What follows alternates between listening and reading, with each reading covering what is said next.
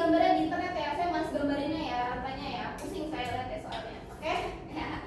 Ini sebenarnya bukan apa ya, maksudnya saya nggak begitu didesain untuk menggambar unsur-unsur kimia, sorry. Ya, tapi jangan khawatir, ini adalah beberapa jenis diantaranya, ya. Contohnya di sini nanti ada gliseraldehid namanya nanti di tubuh kalian, oke? Terus nanti ini adalah ada dua di sini yaitu deoksiribosa dan ribosa. Buat teman-teman yang udah familiar, dua nama ini adalah inisial dari materi genetik tubuh kita, D dan R. Berarti apa tuh nanti susunan berikutnya? Oke. Terus kalau yang 6, ini heksosa banyaknya adalah di makanan-makanan yang dikonsumsi. Tadinya ini rencananya adalah tipe monosakarida tipe 2 yang akan saya jelaskan. Yaitu apa di sini? Ada yang namanya glukosa, ada yang namanya fruktosa, ada yang namanya galaktosa. Oke? Sampai sini ada yang mau ditanyain dulu teman-teman? Glukosakorid itu nanti di dalam tubuh kita fungsinya adalah sebagai sumber energi tubuh yang utama. Jadi artinya ya, supaya tubuh kita bisa bergerak, bisa melakukan aktivitas selayaknya kita yang normally kayak gini, kita kan butuh energi, butuh bensin lah ya. Bensinnya itu bahannya adalah glukosa, ya, oke, tipe glukosa. Sementara untuk fruktosa sendiri, ini dia punya nama lain yang saya rasa kalau misalnya saya sebutin namanya kalian cukup familiar. Namanya adalah gula buah, oke. Sementara yang di bawah ini nanti disebutnya adalah gula susu. Karena ini salah satu bahan dari penyusun susu yang cukup khas gitu lah dari susu. Ya, susu itu laktosa. Nah, laktosa itu adalah salah satunya bahan penyusun laktosa itu adalah galaktosa. Oke? Ya. Jadi kurang lebih seperti itu. Ini klasifikasi tipe 1 yang akan saya tunjukkan di sini. Sebenarnya klasifikasi tipe 2-nya saya akan berfokus di yang ini. Oke, ya. Kenapa gitu? Karena nanti ke bawahnya fokus saya akan di sini. Maksudnya nanti kan ada monosakarida, nanti ada disakarida dan juga ada polisakarida. Dan ini fokusnya bermainnya di sekitaran sini sama saya. Jenis-jenisnya gitu ya. Habis ini ada yang mau tanya dulu teman-teman? Enggak ada ya? Oke. Nah, berikutnya yang mau saya sampaikan berarti kedua yaitu di sakarida. Nah, kalau misalkan teman-teman di sakarida itu sebenarnya adalah penggabungan dari ini dua jenis jenis dari monosakaridanya, paham nggak? Ya. Nah, jenisnya akan langsung saya bagi jadi 3 lagi. Yang pertama namanya adalah maltosa. Oke. Maltosa dibuat dari menyusun atau menggabungkan glukosa dengan glukosa. Artinya monosakarida glukosa dan monosakarida glukosa digabung jadi 2 sakarida kan? Nah, sakaridanya itu akan membentuk maltosa. Terus habis itu ada yang namanya laktosa yang tadi saya singgung, teman-teman. Ya. Ini adalah glukosa dan juga itu galaktosa. Sementara yang ketiga itu adalah sukrosa. Sukrosa ini gabungan dari glukosa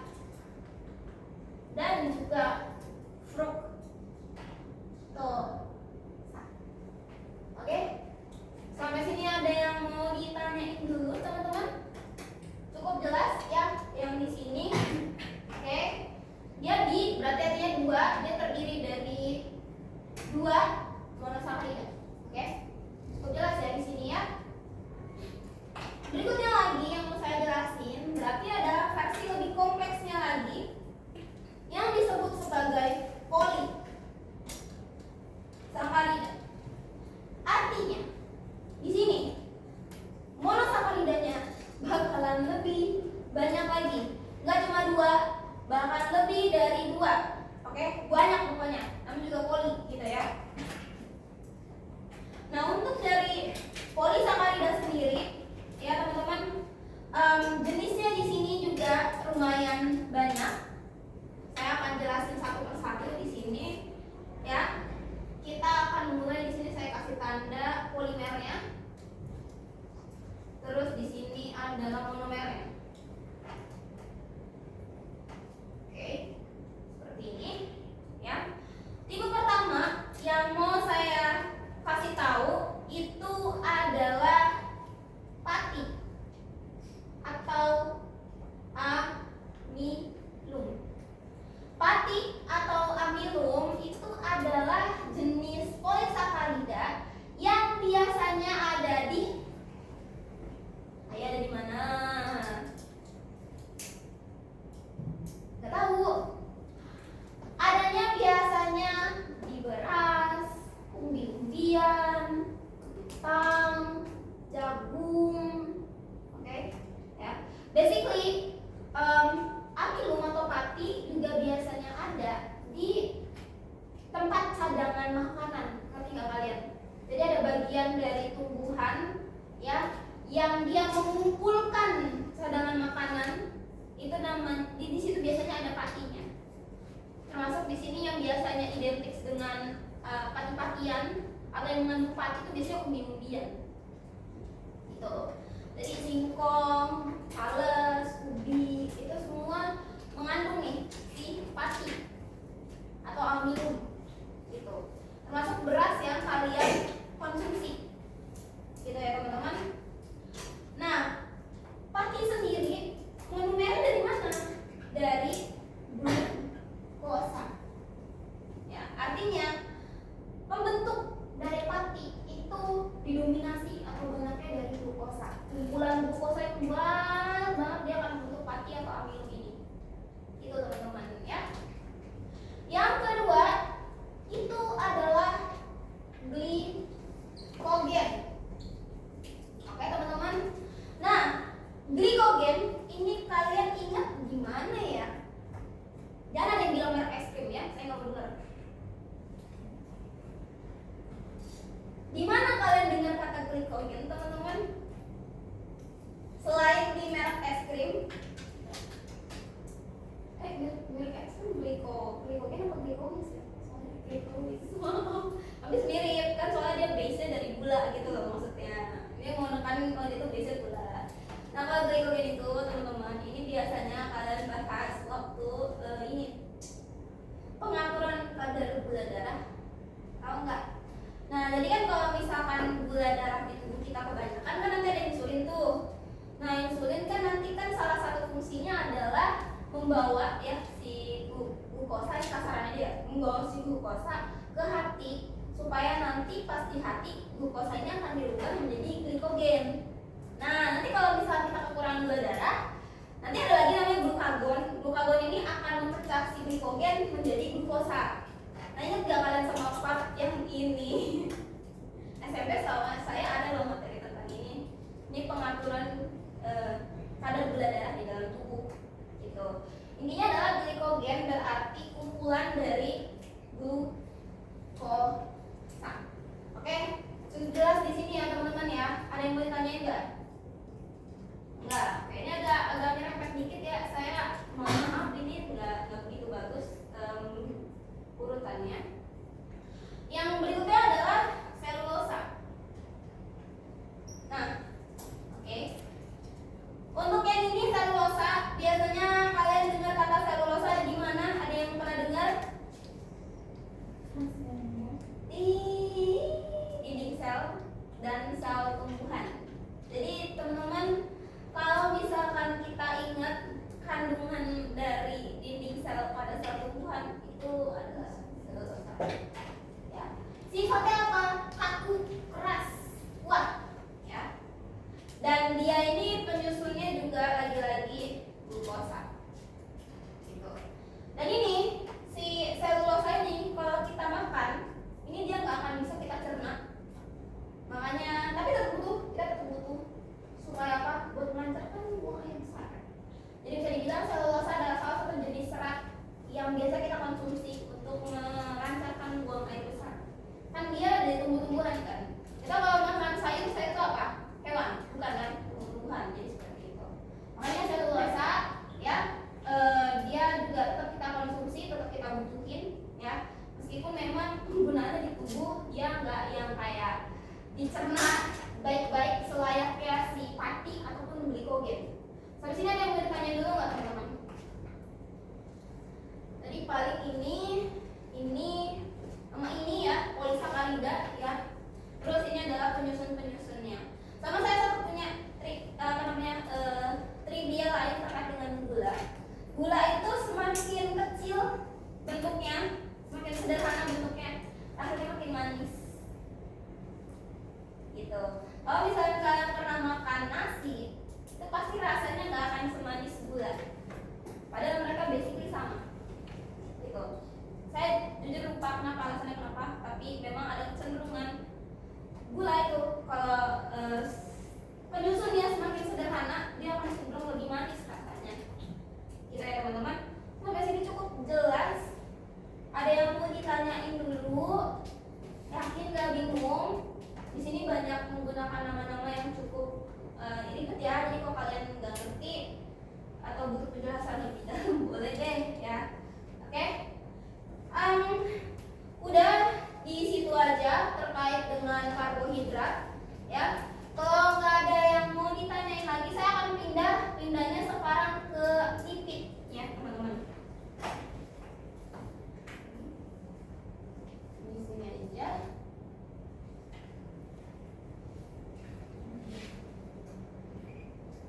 Lipid itu punya nama lain ya, lemak. Kalau misalkan dalam bahasa orang awamnya gitu ya. Jadi di sini kita akan membahas berbagai jenis lemak yang berperan dalam penyusun tubuh kita atau yang biasa digunakan sama tubuh kita. Gitu, oke? Jenisnya. Jadi saya di sini saya kalau langsung fokusin ke berdasarkan fungsi praktisnya si lemak gitu ya. Jadi nggak akan saya bagi kayak gini lagi, tapi udah langsung kayak lemak tipe ini buat apa, lemak ini buat apa gitu ya. Untuk jenisnya di sini yang mau saya bahas pertama itu adalah fosfolipid.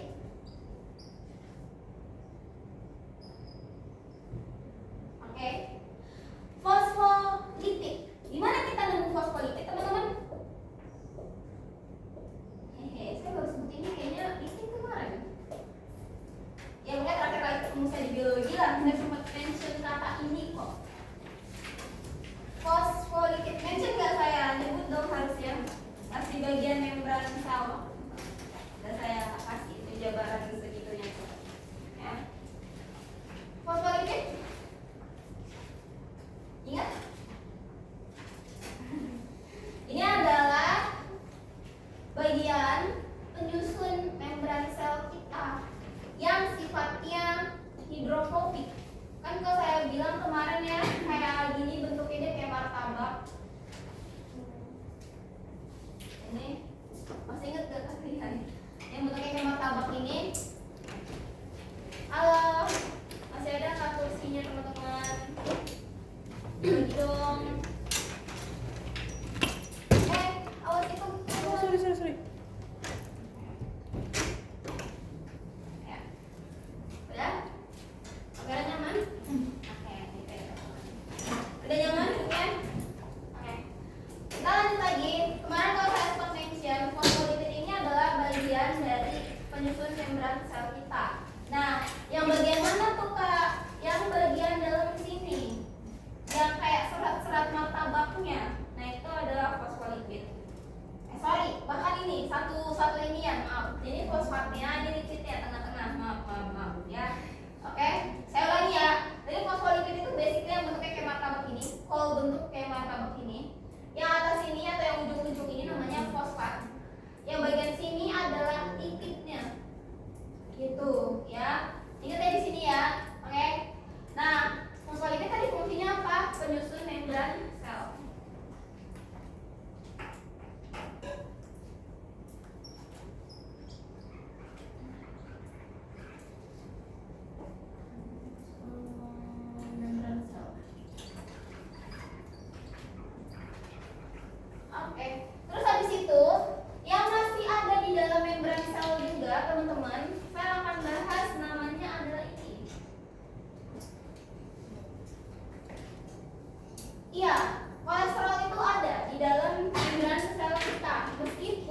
jumlahnya ya sedikit, tetap lebih banyak fosfolipid ya. Tapi kolesterol juga tetap ada. Dia salah satu bahan penyusun di dalam fosfolipid. Dia kayak nyelip di sini, atau di sini kayak gitu-gitu loh. Nyelip bersama lipid dari fosfolipid. Nah, si kolesterol ya, dia tuh punya ciri khas. Ciri khasnya saya kasih tutup kurung gini ya.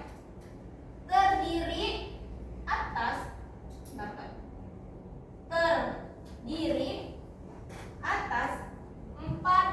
cincin atom karbon.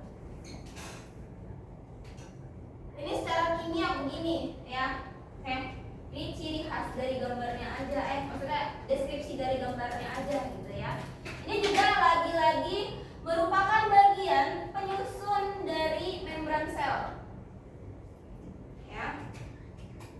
Penyusun dari membran sel gitu. Oke. Untuk dua jenis yang pertama ada yang mau ditanyain dulu ya. Jadi ingat, kolesterol ini ada ya di lapisan, di sela-sela si lipid dalam fosfolipid gitu ya. Jadi kalau misalkan kalian lihat gambar dari membran sel, kadang suka ada yang nyilip-nyilip dikit, bentuknya kayak lipid di fosfolipid, cuman dia kayak dibikin beda dikit gitu. Misalnya warnanya agak sedikit berbeda atau bentuknya agak berbeda dikit, terus ada tanda ntar biasanya kolesterol. Nah gitu. Oke.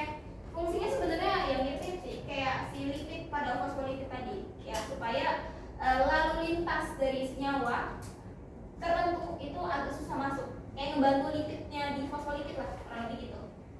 Sampai sini ada yang mau tanya dulu?